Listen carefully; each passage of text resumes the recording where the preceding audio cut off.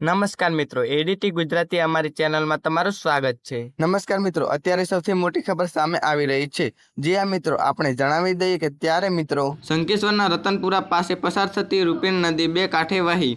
શંકેશ્વર ઉત્તર ગુજરાતમાં છેલ્લા 3 દિવસથી વરસી રહેલા ભારે વરસાદના કારણે ઉત્તર ગુજરાતમાં 65% સિઝન પૂર્ણ થયા બાદ પણ સૂકી પડેલી નદીઓમાં નવા નિર્માણ દોરતા જોવા મળી રહ્યા છે।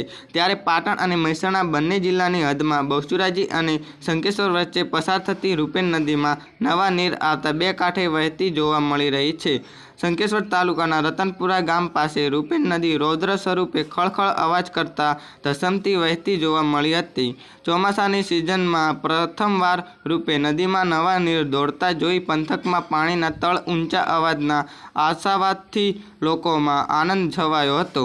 તો મિત્રો, આજના માટે આટલું જ। મિત્રો, અમારી ચેનલને તમે લાઇક, શેર અને સબસ્ક્રાઇબ કરી દેજો। ધન્યવાદ।